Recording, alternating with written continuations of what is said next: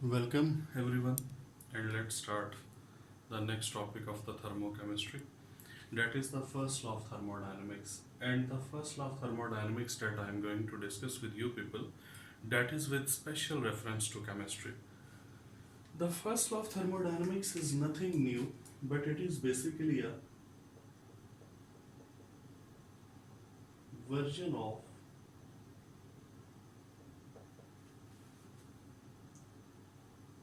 law of conservation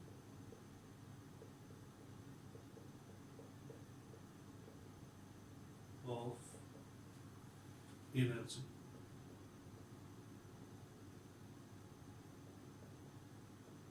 So first law of thermodynamics is nothing new. It is just the form or version of the first law of conservation of energy. And according to law of conservation of energy, we say that energy of the system remains constant. Energy can neither be created nor it can be destroyed, but it can be changed from one form to the other form. This is the statement of the first law of thermodynamics. But most commonly, the first law of thermodynamics is not defined in terms of the conservation of energy, but it is defined in terms of its mathematical form. And the mathematical form is delta E is equal to Q plus W.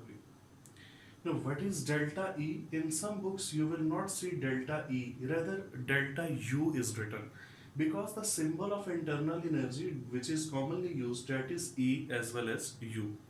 So, delta E is basically change in internal energy of the system. Q, heat, whether it is provided to the system or it is removed from the system, and W is the work. And this work is again sometimes done by the system and sometimes it is done on the system. So I can say that change in internal energy is equal to the effect of heat plus effect of work. Why I have used the word effect? I haven't used the term that change in internal energy is equal to heat plus work. That is not heat plus work, but it is the effect of heat plus effect of work. Because this Q may be positive or it might be negative. When Q is positive, it simply means that heat is given to the system. And when heat is removed from the system, it is shown with the symbol or with the negative sign. Similarly, the work can also be positive as well as negative. In chemistry, we say that the work is positive when it is done on the system and work is negative when it is done by the system. But in the books of the physics, you might see the inverse of this, that the work done on the system is negative and by the system is positive. But again, I'm telling you that I am going to teach the first law of thermodynamics with special emphasis to the thermochemistry. So that's why I have used the word effect, because this heat might be positive or negative, work might be positive or negative. So change in internal energy is equal to the effect of heat plus effect of work. And you know that the work here, that is basically pressure volume work.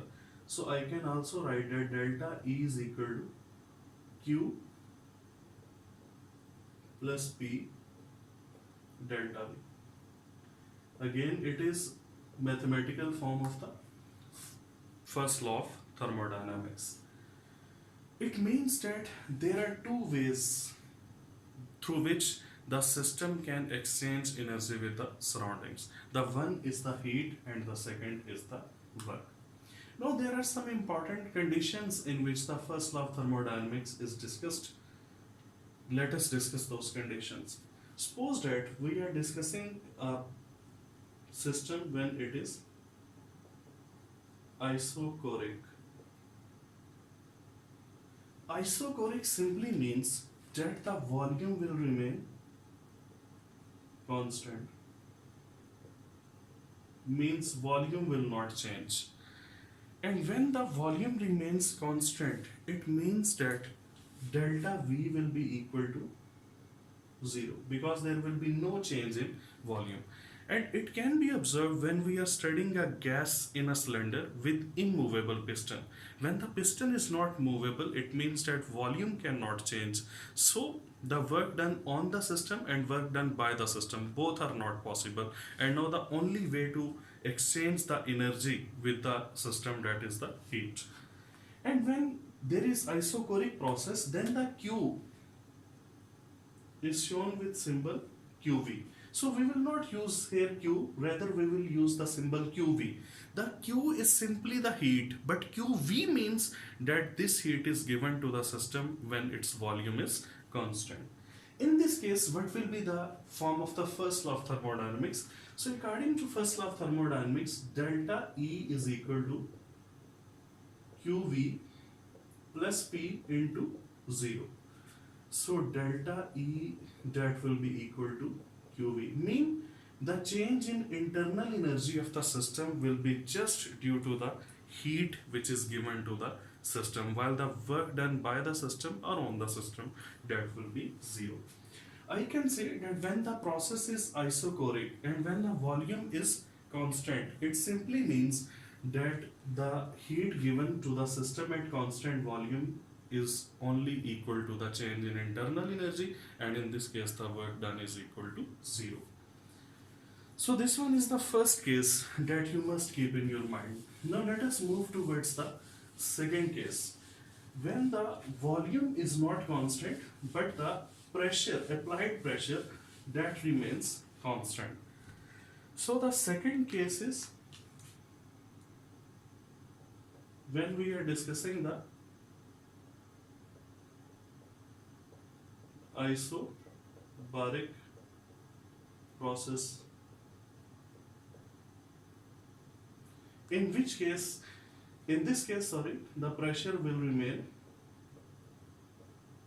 constant, and this is the external pressure which is applied to the system, that will remain constant. Now in this particular case, the heat Q will be shown with the symbol QP, because Q is heat and QP is the heat which is given to the system at constant pressure. So in this case, when I say delta E is equal to QP plus W, listen very carefully that in this particular case, I will use the work which is done by system. What does it mean? It simply means that I am giving heat QP to the system at constant pressure and the system does work. When the system does work, it means delta E must be equal to QP minus W. And QP will be equal to delta E plus W. I can also write it down that QP is equal to delta E plus P delta V. So QP is equal to, you know, delta E is equal to E2 minus E1 plus P into V2 minus V1, because the change in volume, that will be equal to V2 minus V1. Multiply P with V2 and V1. So QP is equal to E2 minus E1 plus PV2 minus PV1. Now let us rearrange this form. E2 plus PV2, and when minus is taken common, so I can write it on E1 plus PV1. As we know that H is equal to E plus PV, mean enthalpy is equal to the sum of internal energy and the product of the pressure and volume. So when H is equal to E plus PV, so I can write it on QP is equal to H2 minus H1, and you can see that QP is equal to delta H. So when heat is given to the system at constant pressure, that is equal to the change in enthalpy of the system.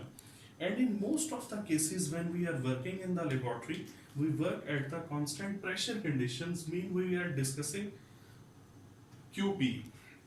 So practically, as compared to QV, this is a very important point, keep this point in your mind, that practically as compared to QV, we mostly discuss QP because we are working under constant pressure condition. If I am working in this room, I am working in a constant pressure condition under 1 atm, that is the pressure of the air. So QP is equal to delta H. That's why you can see that whenever we are writing down any thermochemical equation, we do not mention delta E at the end of the equation, but we mention delta H. Why? Because we are working at the constant pressure condition. So these are two very important proofs that QV is equal to delta E and QP is equal to the delta H. And keep one thing in your mind, that QP is always greater than QV. Why? That is very simple, because in case of QP, the work done is not equal to 0. But in case of QV, the work done is equal to 0. So that's why QP is mostly greater than QV. Now let us move towards next condition, in which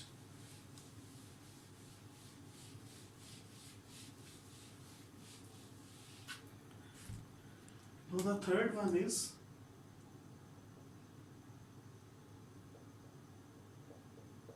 isothermal process. And you know, in case of isothermal process, the temperature remains constant. And keep one thing in your mind, that when temperature is constant, it simply means that the heat given to the system is used in doing work by the system. Mean the total heat that you provide to the system use all of that heat to do work. And when system do work by using all of the heat provided to the system, it simply means delta E is equal to Q minus W. And in this case, Q is equal to W, because the heat given to the system is totally used to do work and the system uses it to do work. So Q is equal to W. In this case, delta E will be equal to 0. There will be no change in internal energy of the system. In the next case, the fourth one, suppose that we are discussing an isolated system. You know, isolated system is that system that cannot exchange matter or energy with its surrounding. When the system cannot exchange energy, it simply means that you cannot give heat to the system, or the system cannot give heat out to the surroundings. Similarly, the work cannot be done by the system, and even it cannot be done on the system. In this case, when the isolated system, no exchange of energy, so Q is 0 and W is also 0. So what will be the first law of thermodynamics? Delta E is equal to Q minus W. When both are 0, so change in internal energy is also equal to 0. So listen it very carefully, that under two conditions the system undergoes no change in internal energy. Those two conditions are when the process that we are discussing, we are studying, that is isothermal, or either we are discussing the isolated system. The fifth case is when the process is adiabatic. And you know, in case of adiabatic process, the heat Q is equal to 0. The Q can be written in small or in the capital letter. So Q is equal to 0. In this case, delta E is equal to Q plus W. So delta E is equal to 0 plus W. It means the total change in internal energy of the system, that is just because of the work done.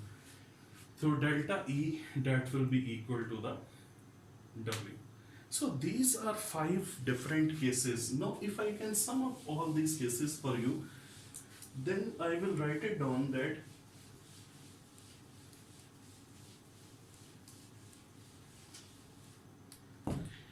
when QV is equal to delta E, that is basically isochoric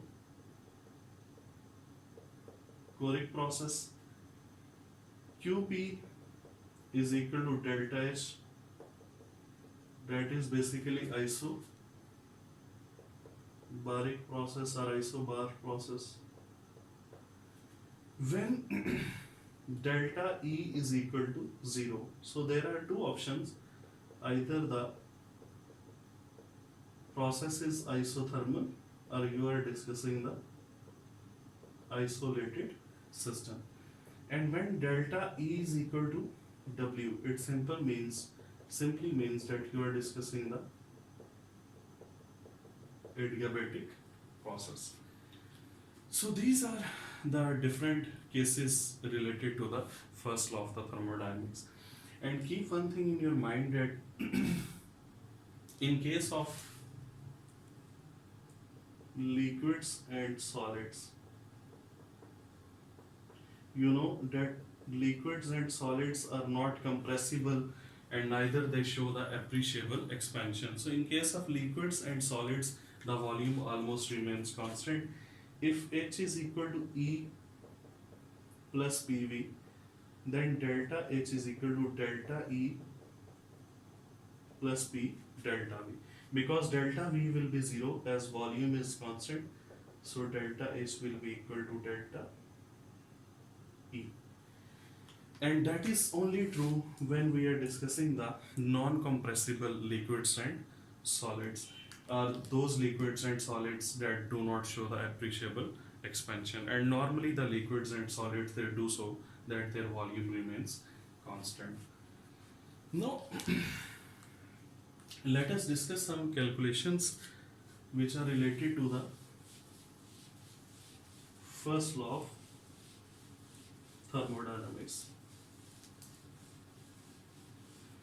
The mathematical form is delta E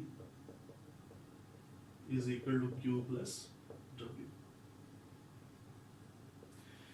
Suppose that the heat given to the system is 100 kilojoules.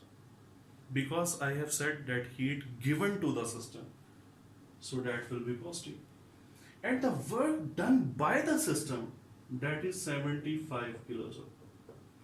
Because it is work done by the system, so it should be negative. Then what will be the change in internal energy? That is very simple. Delta E is equal to plus 100 minus 75. So that will be plus 25 kilojoules. In this way, sometimes very simple calculations that can be asked. So you are required to keep this in your mind. Now, the heat given to the system is 100 kilojoule, and the work done by the system, that is 125 kilojoule. Because it is by the system, so negative. What will be delta E? The delta E will be plus 100 minus 125. So delta E will be minus 25 kilojoule. In these type of questions, they are frequently asked in different entrance tests. So that was about the first law of thermodynamics. Now I am writing down another form. Delta E is equal to Q plus W. Delta E is equal to Q plus P delta V, as we know PV is equal to nRT. So P delta V should be equal to delta N into RT. That is very simple. So putting the value of P delta V here, delta E will be equal to Q plus delta N into RT.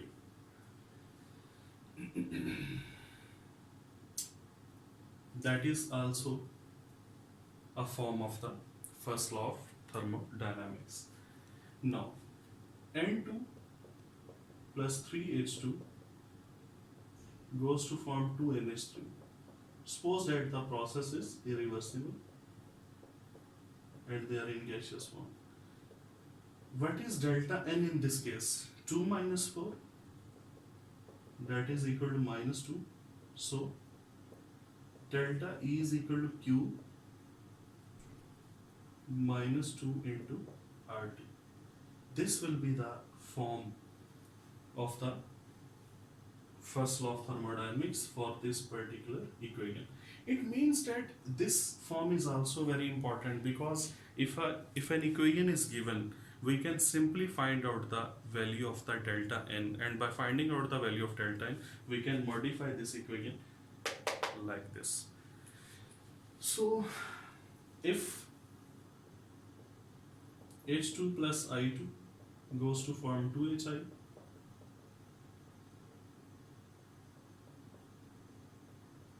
gaseous. In this case, you can see that delta N is equal to 0. 2 moles are on both sides. So, delta E will be equal to plus 0 into RT. And when 0 will be multiplied, so delta E will be equal to Q. In this way, you can modify the equations by using the first law of the thermodynamics. That was all about the first law of thermodynamics. Take care. Allah Hafiz.